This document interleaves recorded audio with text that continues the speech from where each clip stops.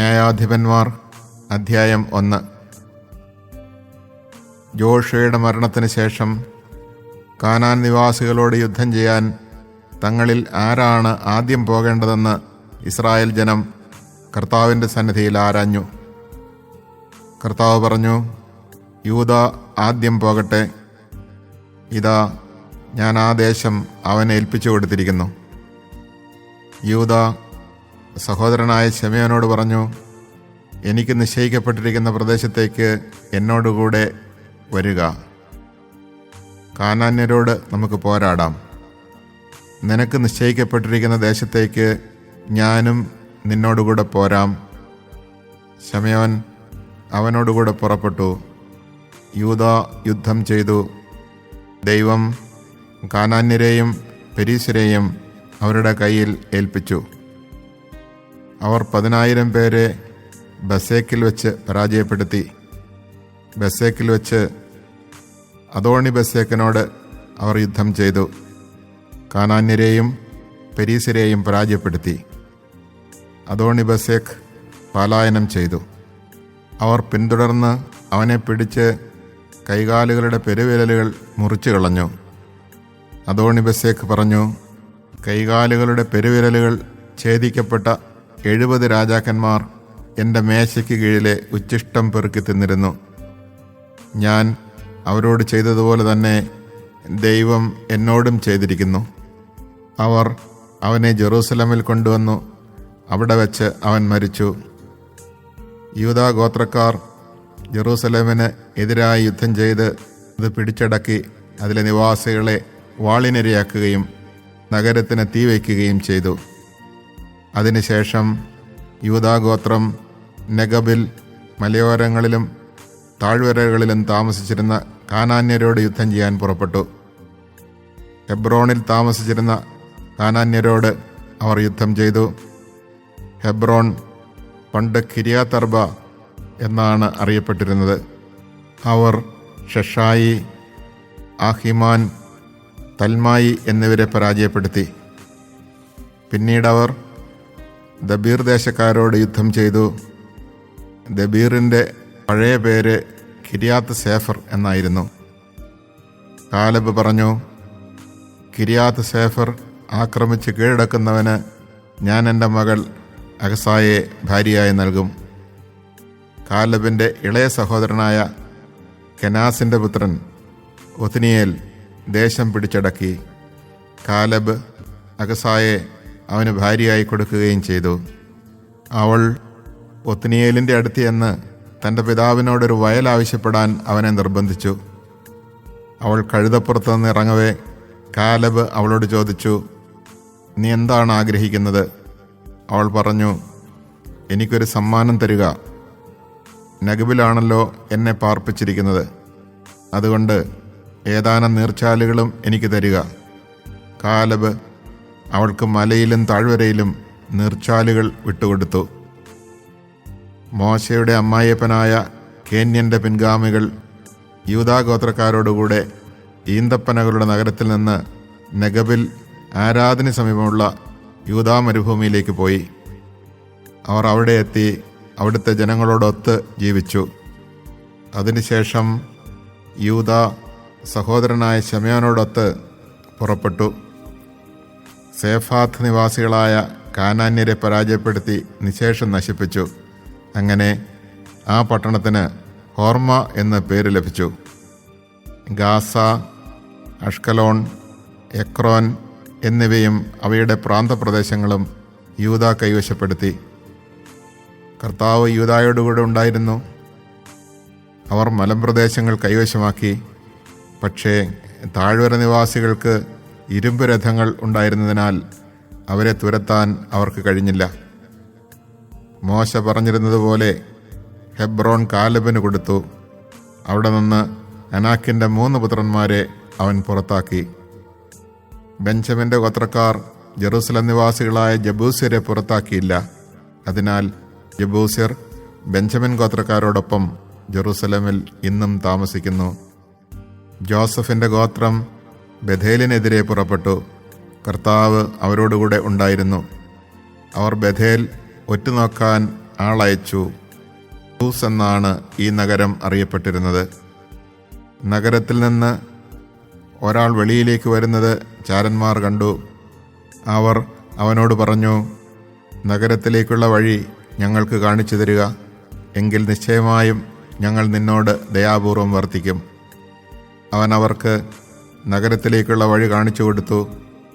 അവർ നഗരത്തെ വാളിനിരയാക്കി. എന്നാൽ അവനെയും അവൻ്റെ കുടുംബത്തെയും വെറുതെ വിട്ടു. അവൻ ഹിത്യരുടെ നാട്ടിൽ ചെന്ന് അവിടെ ഒരു നഗരം പണിതു. ലൂസ് എന്ന് അതിന് പേരിട്ടു. ഇന്നും ആ പേരിൽ അത് അറിയപ്പെടുന്നു.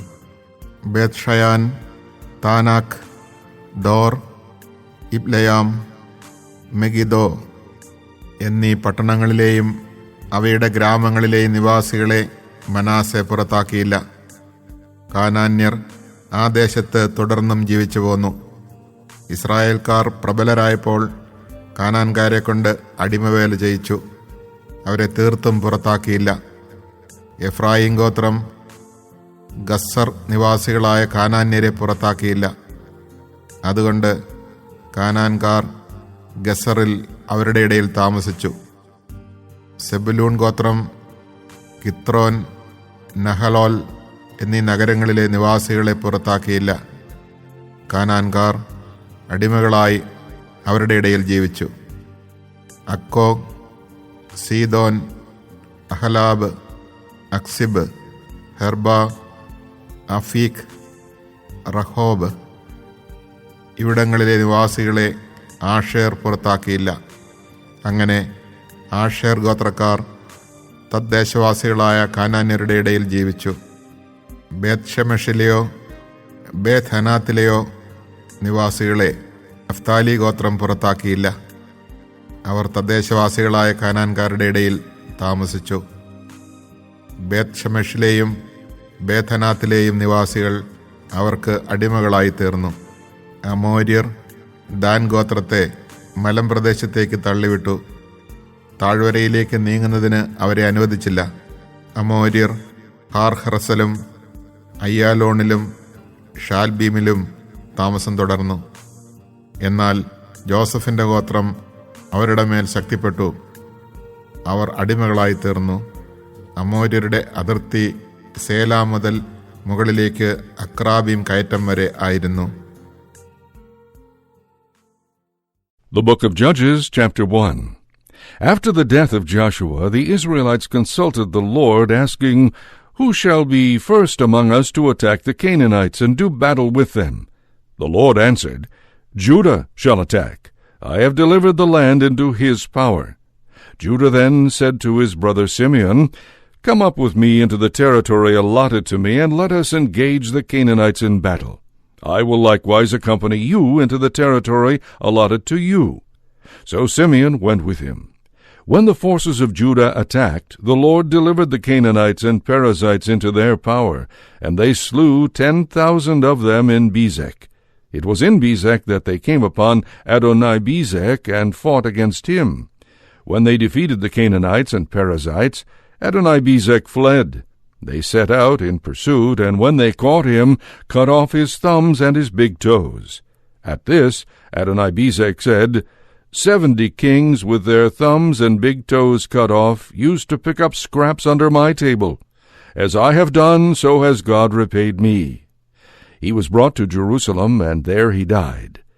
The Judahites fought against Jerusalem and captured it, putting it to the sword. Then they destroyed the city by fire. Afterward the Judahites went down to fight against the Canaanites who lived in the mountain region in Negeb and in the foothills.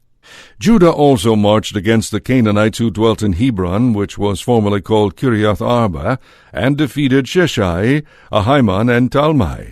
From there they marched against the inhabitants of Debir, which was formerly called Kiriath Sepher. And Caleb said, "I will give my daughter Aksa in marriage to the one who attacks Kiriath Sepher and captures it." Othniel, son of Caleb's younger brother Kenaz, captured it. So Caleb gave him his daughter Aksa in marriage. On the day of her marriage to Othniel, she induced him to ask her father for some land. Then as she alighted from the ass, Caleb asked her, "What is troubling you?" "Give me an additional gift," she answered.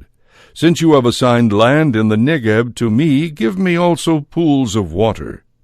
So Caleb gave her the upper and the lower pool. The descendants of the Kenite, Moses' father-in-law, came up with the Judahites from the city of palms to the desert at Arad, which is in the Negeb, but they later left and settled among the Amalekites. Judah then went with his brother Simeon, and they defeated the Canaanites who dwelt in Zephath.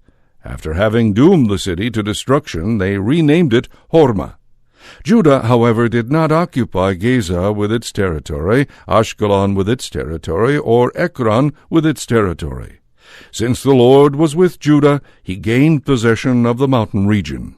Yet he could not dislodge those who lived on the plain because they had iron chariots. As Moses had commanded, Hebron was given to Caleb, who then drove from it the 3 sons of Anak. The Benjaminites did not dislodge the Jebusites who dwelt in Jerusalem, with the result that the Jebusites live in Jerusalem beside the Benjaminites to the present day. The house of Joseph, too, marched up against Bethel, and the Lord was with them. The house of Joseph had a reconnaissance made of Bethel, which formerly was called Luz. The scout saw a man coming out of the city and said to him, "Show us a way into the city, and we will spare you." He showed them a way into the city, which they then put to the sword. But they let the man and his whole clan go free. He then went to the land of the Hittites, where he built a city and called it Luz, as it is still called. Manasseh did not take possession of Bethshean with its towns, or of Taanach with its towns. Neither did he dislodge the inhabitants of Dor and its towns, those of Ibleam and its towns, or those of Megiddo and its towns. The Canaanites kept their hold in this district. When the Israelites grew stronger, they impressed the Canaanites as laborers, but did not drive them out. Similarly, the Ephraimites did not drive out the Canaanites living in Gezer, and so the Canaanites live in Gezer in their midst. Zebulun did not dislodge the inhabitants of Kithron, or those of Nahalol. The Canaanites live among them, but have become forced laborers. Nor did Asher drive out the inhabitants of Akko, or those of Sidon, or take possession of Mahaleb, Akzib, Helba, Aphik, or Rehob. The Asherites live among the Canaanite natives of the land, whom they have not dislodged. Naphtali did not drive out the inhabitants of Beth-Shemesh, or those of Beth-Anath, and so they live among the Canaanite natives of the land. However, the inhabitants of Beth-Shemesh and Beth-Anath have become forced laborers for them. The Amorites hemmed in the Danites in the mountain region, not permitting them to go down into the plain. The Amorites had a firm hold on Har-Heres, Aijalon, and Shaalbim, but as the house of Joseph gained the upper hand, they were impressed as laborers. The territory of the Amorites extended from the Akrabim pass to Selah and beyond.